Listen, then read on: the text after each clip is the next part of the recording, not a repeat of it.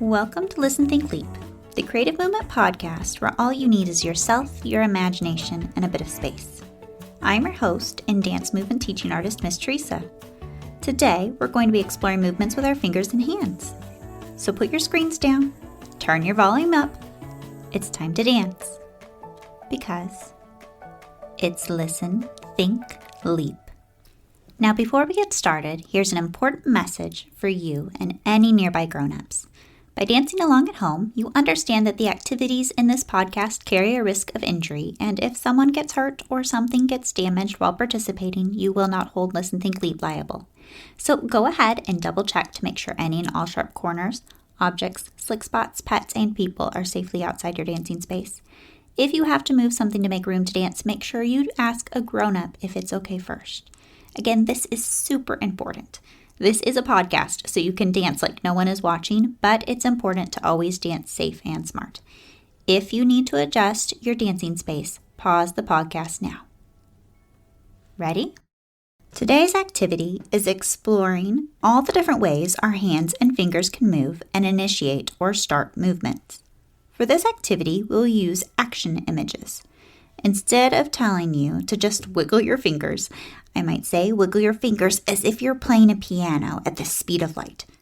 There's really not a right or wrong way to dance, but use the images and the mood and tempo or speed of the music to help you to create your movements. Any of these movements can be modified for a seated position if needed. Ready? Let's begin.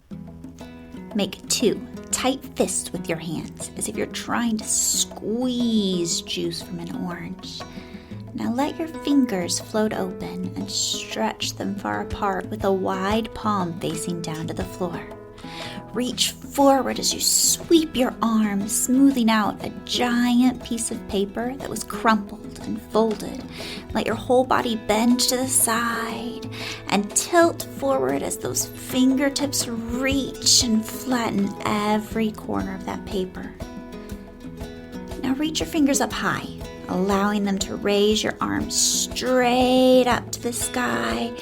Now your shoulders are next to your ears, reaching so tall, as if you're trying to reach your favorite book on the highest shelf. Keep reaching, let that reach take you onto your toes. Hold it, suspend, and then clap your hands together above your head. Let your elbows bend as your arms relax and your shoulders bend down away from your ears. Your hands are now one solid flat shape, both palms together with a point like the helm of a boat that can cut through choppy water. See if your hands can sail smooth on a drifting current, nice and light, or bounce, causing your whole entire body to jump up and down, all the while those palms or hands are stuck together. Let your hands separate, but keep those fingers glued together on each hand so that each hand is a flat, like an arrow. Let them soar through the sky like an airplane, rising up high and then swooping down low, or like sea turtles gliding on the currents of the ocean. Tilt and rotate those hands. Let them go up and down. Let your fingertips lead you in straight lines and then fall and swirl in dizzying curves, taking you back and up and down and around. Now swoop your fingers down to pick up the tiniest speck of dust off the floor. Pinch it with your fingers together. Raise it up high towards the ceiling. Really reach. Then open your hands. Wiggle your fingers gently to shake them and freeze. Don't move a muscle. Then point your ring finger and let it reach your arm to the front so far that your feet have no choice to follow. You start walking faster and faster until you run out of space, and then you point your other arm in the other direction and let your feet follow. Try another way if you run out of room. Keep changing directions.